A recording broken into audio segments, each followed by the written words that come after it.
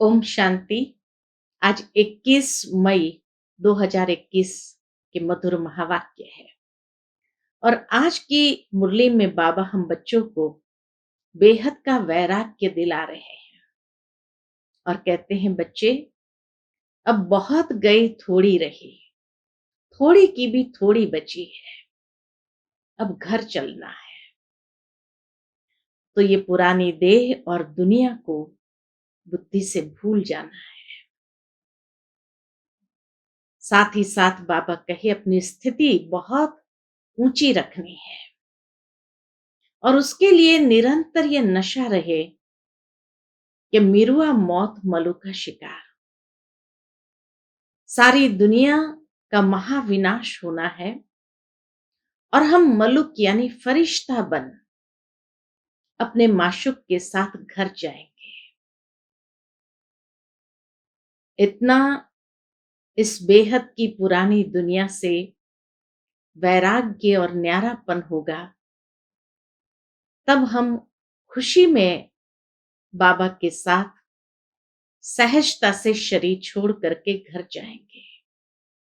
बाबा कहे, जैसे सर्प अपनी खाल को उतारता है और नई धारण करता है, ऐसे तुम भी सहजता से इस शरीर को छोड़ करके बाप के साथ घर जाएंगे। सुनते हैं बाबा के मधुर महावाक्य। ओम शांति। मीठे बच्चे, सदैव याद रखो, बहुत गई थोड़ी रही, अब तो घर चलना है। इस छीछी शरीर और दुनिया को भूल जाना है। प्रश्न है, कौन सा नशा निरंतर रहे तो स्थिति बड़ी फर्स्ट क्लास होगी? उत्तर, निरंतर नशा रहे कि मिरुआ मौत मलुक का शिकार। हम मलुक यानी फरिश्ता बन अपने माशूक के साथ घर जाएंगे। बाकी सब खलास होना है। अब हम इस पुरानी खाल को छोड़ नहीं लेंगे। यह ज्ञान सारा दिन बुद्धि में टपकता रहे तो अपार खुशी रहेगी, स्थिति फर्स्ट क्लास बन जाएगी। आज की मुरली का गीत है, यह कौन आज आया सवेरे सवेरे। ओम शांति। ये किसने कहा? बच्चों ने।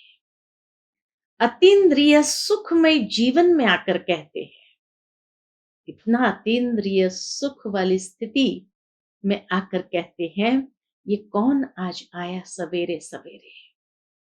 तो कहते हैं, बेहद का बाप आया हुआ है। किस लिए? इस पतित दुनिया को बदल पावन दुनिया बनाने। पावन दुनिया कितनी बड़ी होगी, पतित दुनिया कितनी बड़ी है, यह तुम बच्चों की बुद्धि में आना चाहिए। यहां कितने करोड़ों मनुष्य हैं, इनको पतित भ्रष्टाचारी दुनिया कहते हैं। मीठे मीठे बच्चों को दिल में आना चाहिए, हमारी नई दुनिया कितनी छोटी होगी, हम कैसे राज्य करेंगे। हमारे भारत जैसा कोई देश हो नहीं सकता, ये कोई नहीं समझते। भारत स्वर्ग था, उस जैसा कोई देश हो नहीं सकता। तुमको यह समझ में आता है। भारत की महिमा बाबा सुनाते हैं कि ये भारत की महिमा तुम बच्चों के दिल में अंदर समाई हुई है। ये भारत तो अब कोई काम का नहीं है। भारत स्वर्ग था, अब नहीं है। यह किसको याद नहीं आता है कि हमारा भारत सबसे ऊंच है, सबसे प्राचीन है। तुम बच्चों की बुद्धि में आता है, सो भी नंबरवार पुरुषार्थ अनुसार। भारत की महिमा, भारत की श्रेष्ठता बाबा कहे नंबरवार पुरुषार्थ अनुसार ही तुम बच्चों की बुद्धि में आता है। इतनी खुशी, इतना रिगार्ड रहता है।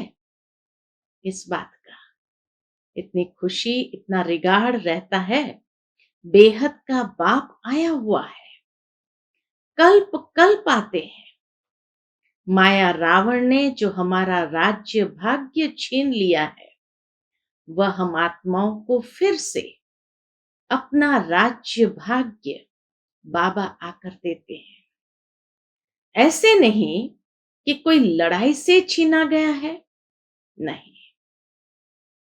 रावण राज्य में हमारी मत भ्रष्टाचारी हो जाती है, श्रेष्ठाचारी से हम भ्रष्टाचारी बन जाते हैं। दुनिया देखो कितनी बढ़ गई है।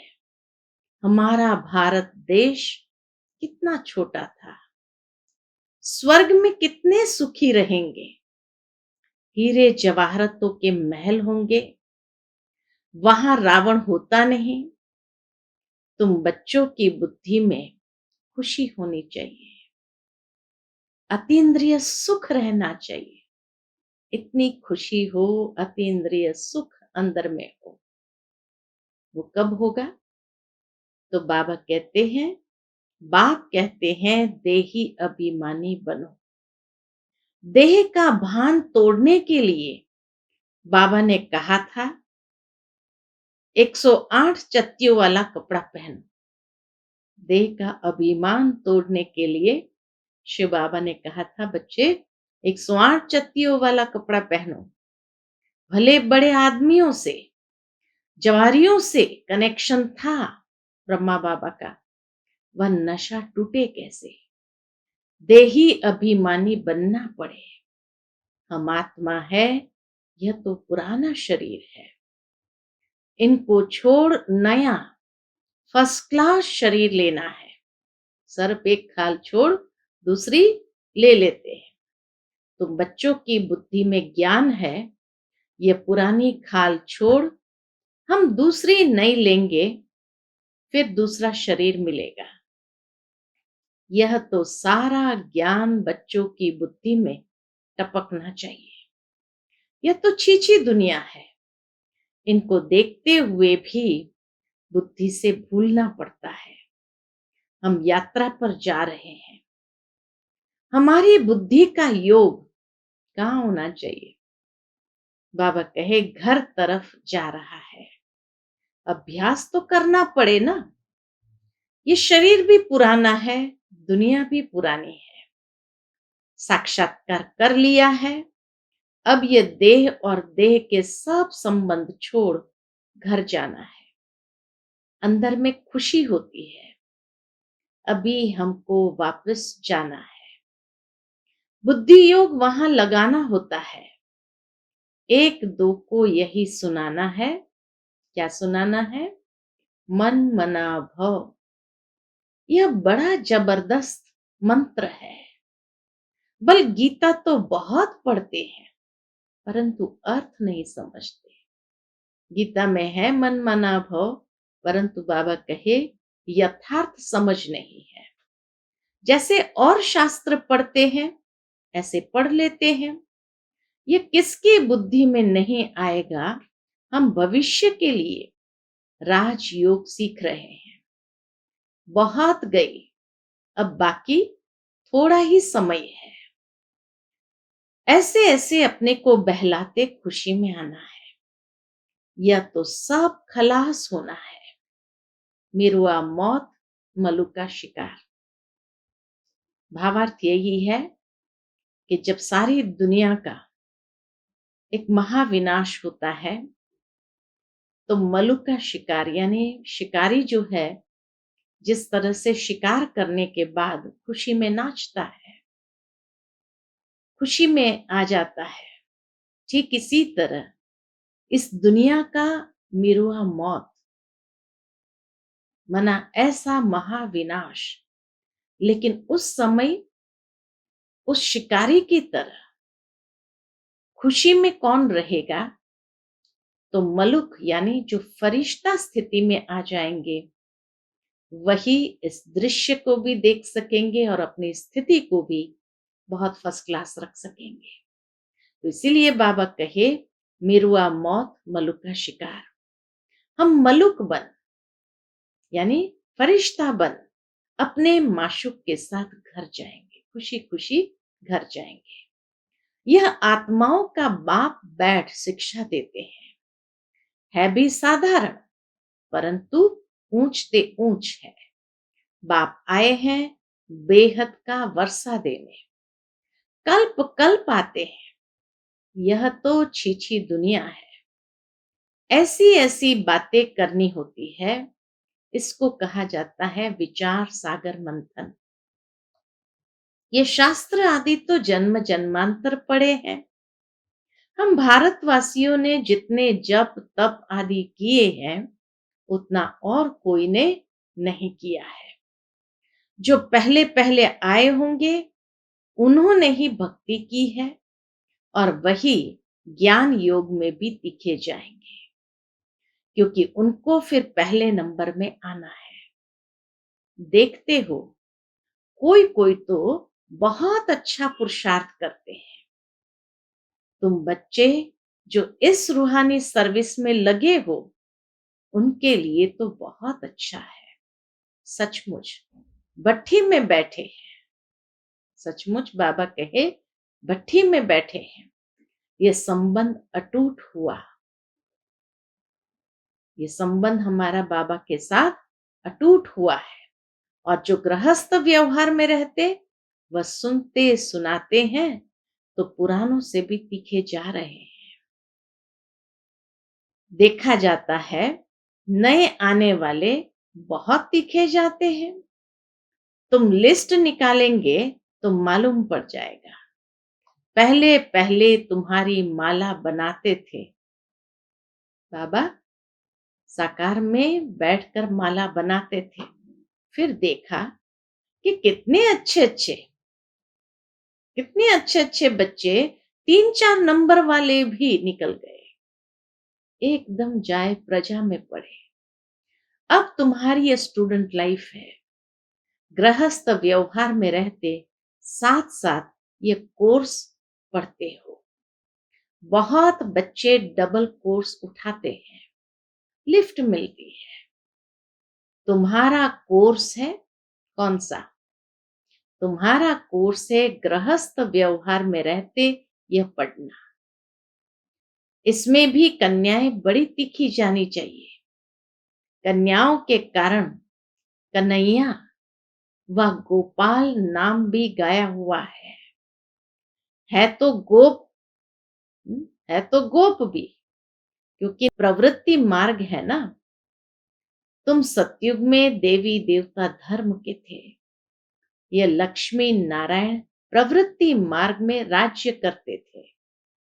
यह तुम्हारी बुद्धि में टपकना चाहिए कि हम क्या बनते हैं। देवताएं कितने फर्स्ट क्लास है, उन्हों के आगे जाकर महिमा गाते हैं। क्या गाते हैं? आप सर्वगुण संपन्न, 16 कला संपूर्ण, संपूर्ण निर्विकारी, और हम पापी कपटी है। हम निर्गुण हारे में कोई गुण नहीं। अब इसमें भगवान को तरस नहीं खाना है, वह कृपा नहीं करनी है। वास्तव में तरस व कृपा अपने ऊपर ही करनी होती है। भगवान से बाबा कहे कृपा या तरस खाने वाली बात नहीं है। वास्तव में तरस व कृपा अपने ऊपर ही करनी होती है। तुम ही देवता थे, अब क्या बन गए हो? अपने को देखो, फिर पुरुषार्थ कर देवता बनो। तो भगवान से तरस कृपा मांगनी नहीं है, रहम मांगना नहीं, अपने ऊपर ही करना है। और ऐसा पुरुषार्थ करना है जो फिर से देव पद को प्राप्त कर सके। श्याम से सुंदर बनने के लिए पुरुषार्थ करना पड़ता है। यह तो भक्ति मार्ग में कहते हैं, मरते थे फलाने की कृपा हुई बच गए। कोई जैसे अंतिम घड़ी पर होता है और बच जाते तो क्या कहते हैं? मरते थे फलाने की कृपा हुई बच गए, उनके आशीर्वाद से। महात्मा आदि के हाथ पकड़कर कहेंगे, आपका आशीर्वाद चाहिए। उनका हाथ पकड़ कर कहेंगे, आपके आशीर्वाद चाहिए।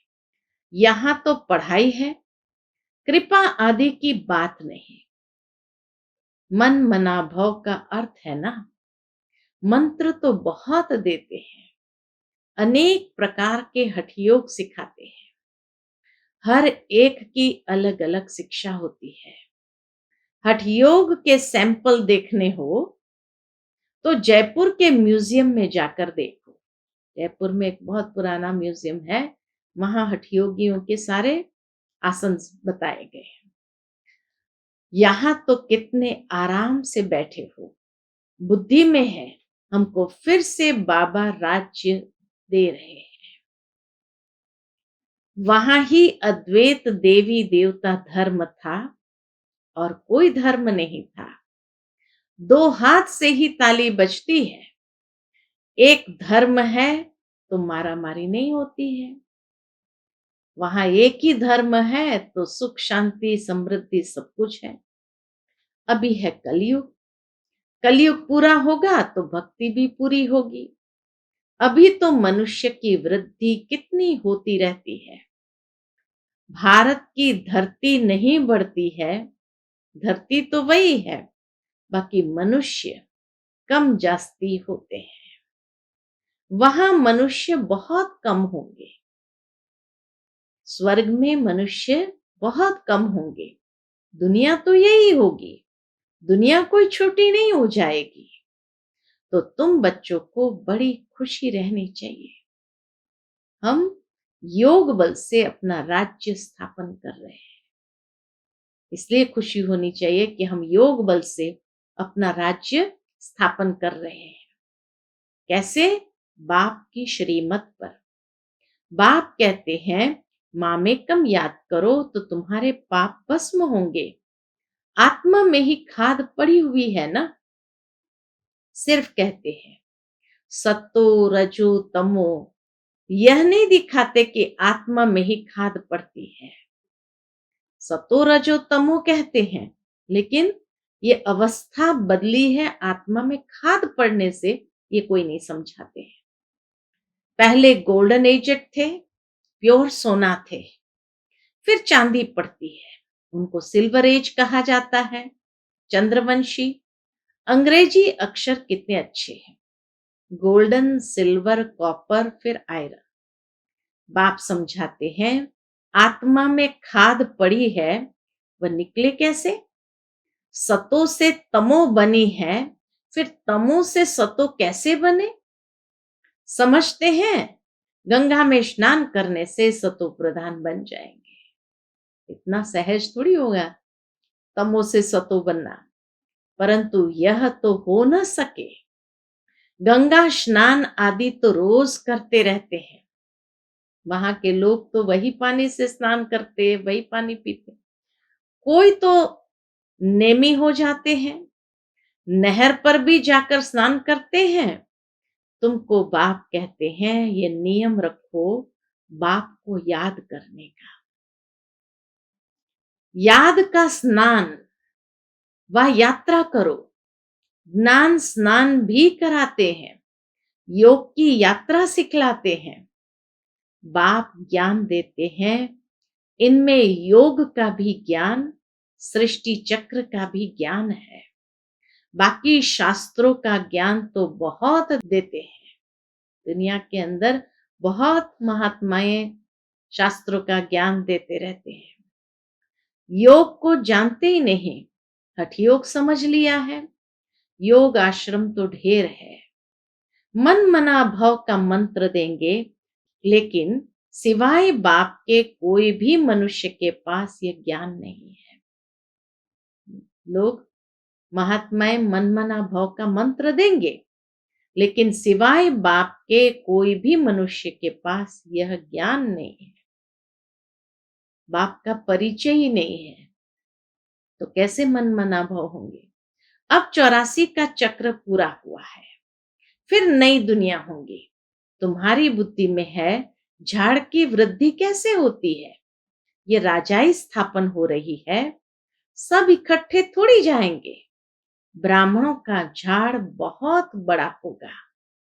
फिर थोड़े थोड़े करके जाएंगे, प्रजा बनती रहेगी। थोड़ा भी कोई ने सुन लिया तो प्रजा में आ जाएंगे। सेंटर्स बहुत वृद्धि को पाएंगे। बाबा की भविष्यवाणी, ब्राह्मणों का झाड़ बहुत बड़ा होगा, फिर धीरे धीरे जाते रहेंगे, फिर आते रहेंगे। सेंटर्स बहुत वृद्धि को पाएंगे। प्रदर्शनियां ढेर जहां तहां होती रहेगी। जैसे मंदिर टिकाणे निकलते जाते हैं, वैसे तुम्हारी प्रदर्शनी भी गांव गांव में होगी। घर घर में प्रदर्शनी रखनी होगी। वृद्धि को पाते जाएंगे, इसलिए आखिर इन चित्रों की भी छपाई करानी पड़ेगी। सबके पास बाप का पैगाम जाना है। तुम बच्चों को बड़ी भारी सर्विस करनी है। अभी ये प्रोजेक्टर प्रदर्शनी का फैशन निकला है, तो गांव गांव में दिखाना पड़ेगा। वह अच्छी रीति उठाएंगे। शिव जयंती गाई जाती है, परंतु वह कैसे आते हैं यह किसको भी पता नहीं है। शिव पुराण आदि में यह बातें है नहीं। यह बातें तुम सुनते हो, सुनने के समय अच्छा लगता है, फिर भूल जाते हैं। अच्छी रीति पॉइंट्स धारण होगी तो सर्विस भी अच्छी रीति कर सकेंगे, परंतु सब पॉइंट्स किसको धारण नहीं होती है।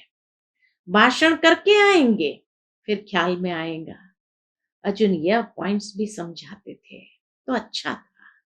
जिनको देह अभिमान नहीं होगा वह झट बताएंगे।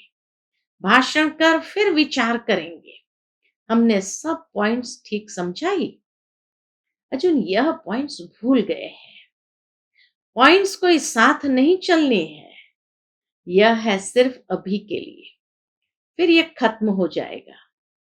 इन आंखों से जो कुछ अभी देखते हो, फिर सतयुग में यह नहीं होगा। तुमको ज्ञान का तीसरा नेत्र अब मिलता है। अभी तुम त्रिनेत्री बनते हो। बाबा आकर तुमको ज्ञान दे रहे हैं जो आत्मा धारण करती है। आत्मा को तीसरा नेत्र मिलता है। यह ज्ञान कोई में नहीं है कि मैं आत्मा हूं। इस शरीर द्वारा यह कहता हूं, यह करता हूं।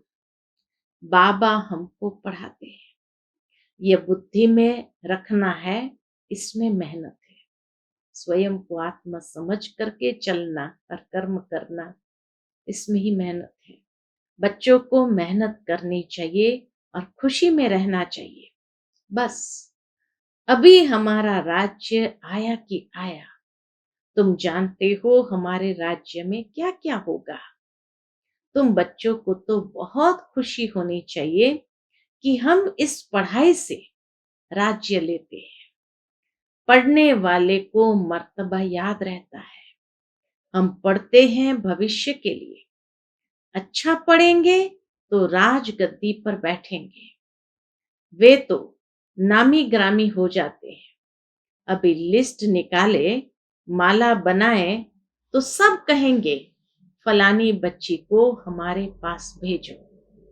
रिफ्रेश करते हैं, भाषण करने वालों को बुलाते हैं, तो उनका रिगार्ड भी रखना चाहिए।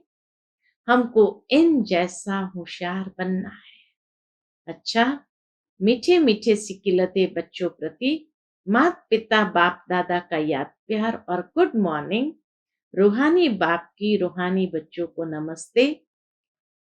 हम सब रूहानी बच्चों की रूहानी माता पिता बाप दादा को याद प्यार गुड मॉर्निंग और नमस्ते नमस्ते। शुक्रिया बाबा, शुक्रिया।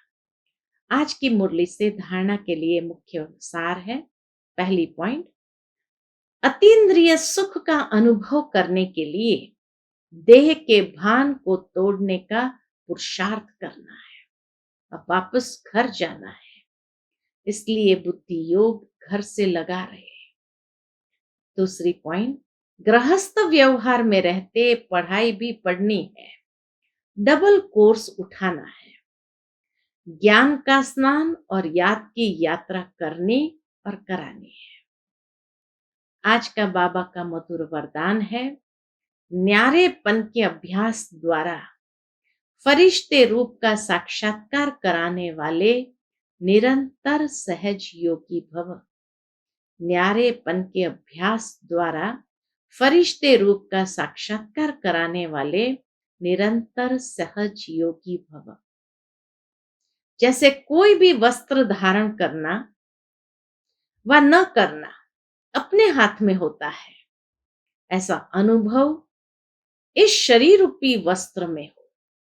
जिस तरह बाबा कहे दुनिया में वस्त्र धारण करना व न करना अपने हाथ में है, तो ऐसा अनुभव हो कि शरीर रूपी वस्त्र भी हम चाहे तब छोड़ सकते हैं, चाहे तब धारण कर सकते हैं।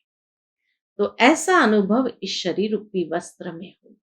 जैसे वस्त्र को धारण करके कार्य किया और कार्य पूरा होते ही वस्त्र से न्यारे हुए, शरीर और आत्मा दोनों का न्यारापन चलते फिरते अनुभव हो, तब कहेंगे निरंतर सहज योगी। ऐसे डिटैच रहने वाले बच्चों द्वारा अनेक आत्माओं को फरिश्ते रूप और भविष्य राज्य पद के साक्षात्कार होंगे। अंत में इस सर्विस से ही प्रभाव निकलेगा संगम का। अंत में बाबा कहे इसी सर्विस से प्रभाव निकलेगा। आज का बाबा का स्लोगन है, संगम का एक सेकंड भी व्यर्थ गंवाना अर्थात एक वर्ष गंवाना। संगम का एक सेकंड भी व्यर्थ गंवाना अर्थात एक वर्ष गंवाना। अच्छा, ओम शांति।